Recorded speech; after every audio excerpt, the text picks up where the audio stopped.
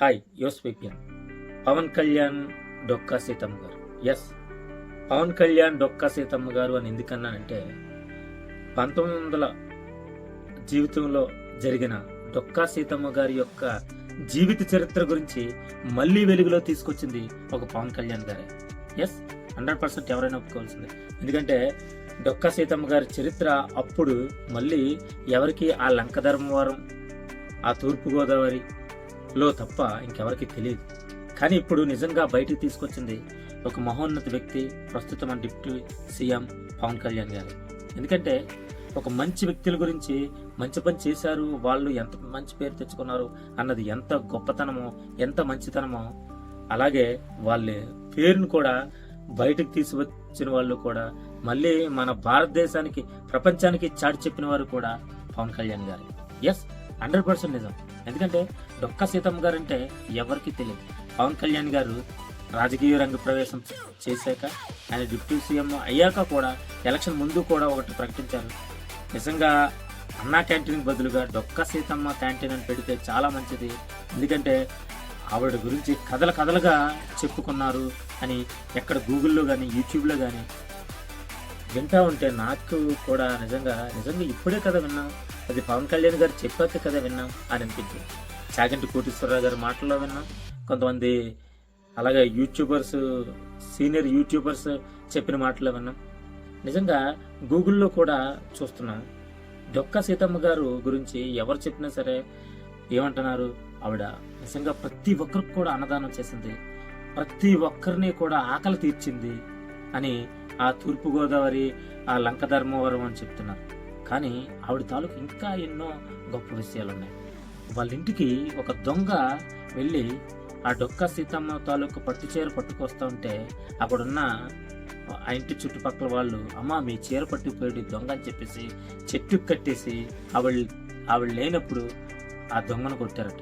ఆ ఉదయాన్నే, ఆ రాత్రి జరిగిన సంఘటన ఉదయాన్నే లేచి చూసేసరికి, అయ్యో ఎందుకు ఇలా కట్టేశారు, ఎందుకు ఇలా కొట్టారు అని అడిగితే డొక్కా సీతమ్మ బాధపడి అడిగిందట, ఇలా మీ పట్టు చీర పట్టుకెళ్ళిపోయాడమ్మా, అందుకే ఇలాంటి దుర్మార్గుని కొట్టాలా లేదా అమ్మా అని చెప్పేసి అంటే, అయ్యో వాళ్ళ తల్లి ఎంత బాధపడిందో ఏంటో పాపం, ఈయన ఏం లేక పట్టు చీర పట్టుకెళ్ళాడు అని చెప్పేసి ముందు అన్నం పెట్టి తన దెబ్బలంతా, వీళ్ళు పుట్టిన దెబ్బలు తను మానిపెట్టేట్టు కట్లు కట్టి అన్నీ చేసి కొంతసేపు బాధపడి ఎందుకు ఇలా చేశారు అని చెప్పేసి వాళ్ళందరినీ దెబ్బలాడి చివరికి ఇలా చేయకయ్యా అని చెప్పేసి ఆయన చేతిలో ఒక 50 రూపాయలు పెట్టి, ఆ రోజుల్లో 50 రూపాయలు అంటే ఈ రోజుల్లో 10 లక్షలతో సమానం పెట్టి ఆయన చేతిలో పెట్టి, నువ్వు ఎప్పుడు కూడా బాగుండాలి అని చెప్తే ఆయన అన్నీ తెలుసుకొని, నేను ఇంకెప్పుడు ఎటువంటి దొంగతనం చేయనమ్మా అని చెప్పి ముంబై వెళ్ళిపోతానని చెప్పి ముంబై వెళ్ళిపోయి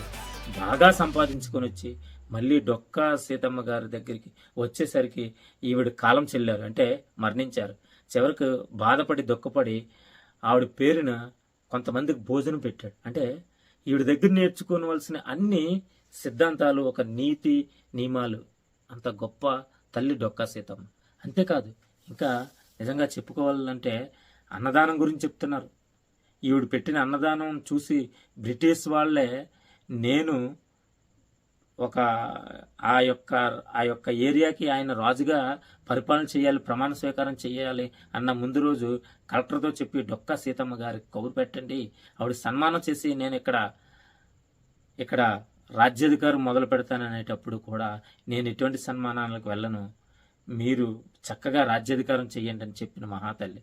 అంతేకాదు, ఈవిడి మీద పడక, అంటే కుళ్ళుబోదుతోటో లేకపోతే ఏదో ఒక చెడ్డ బుద్ధితో ఒక సోదమ్మ అని ఈవిడి మీద ఒక కేసు పెట్టడానికి కోర్టుకు వెళ్ళిందంట.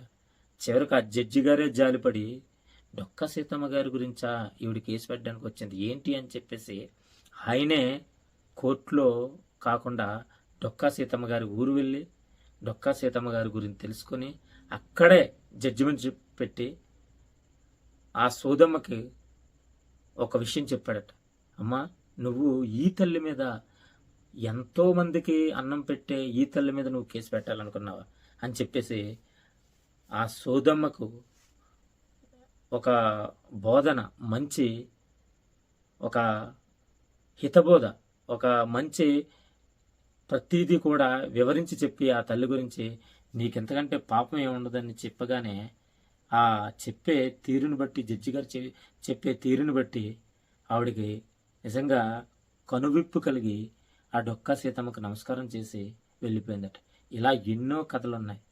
నిజంగా ఈ డొక్కా సీతమ్మ అనే ఈ తల్లి ఎంతోమందికి భోజనం పెట్టేటప్పుడు ఈవిడ ఆస్తులు కూడా తరిగిపోతే తన సొంత భర్త అడిగాడట, ఏంటి నువ్వు ఇలా మొత్తం మన ఆస్తులంతా కూడా పోయాయి, నువ్వు భోజనం పెట్టేసి ఇలా చేసావు ఏంటి అని అడిగితే, నేను పెట్టేది ప్రతిదీ కూడా మహావిష్ణువుకే పెడుతున్నాను, నా పిల్లలకు ఆకలితో వచ్చే వాళ్ళందరికీ పెట్టాను, కానీ పెట్టేటాడు మహావిష్ణువు పెట్టాను అనుకున్నాను అని చాలా ధైర్యంగా చెప్పిందట.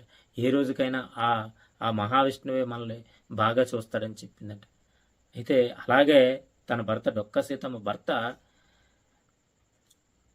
పొలం దున్నుతుండగా ఆ నాగలకి బంగారు నాణ్యములు తగిలాయట లంకి బిందుతో. చూసారా ఈవిడ అండం, నిజంగా ఆ మహావిష్ణువే వీళ్ళకు మళ్ళీ లంకి బిందునివ్వడం, ఆ లంకి బిందుతో మళ్ళీ కొంతమందికి భోజనం పెట్టడం, ఎన్నో అద్భుతాలు డొక్కా సీతమ్మ గారు జీవితంలో జరిగాయి. ఎంతో పేరు గాంచింది. కానీ ఒక గొప్పతనం నిజంగా ఆ రోజుల్లో మర్చిపోయిన పేరు మళ్ళీ ఈరోజు వచ్చింది అంటే ఒక పవన్ కళ్యాణ్ గారు, మన ప్రస్తుతం డిప్యూటీ సీఎం పవన్ కళ్యాణ్ గారు ఘనత చెప్పుకోవాలి. 100%. అందుకని నేను ఫస్ట్ అన్నాను పవన్ కళ్యాణ్ డొక్కా సీతమ్మ గారని. అందుకే పవన్ కళ్యాణ్ గారికి కూడా అన్నా క్యాంటీన్కి బదులుగా డొక్కా సీతమ్మ క్యాంటీన్ కూడా పెట్టిస్తున్నారు. దట్ ఈజ్ పవన్ కళ్యాణ్ గారు.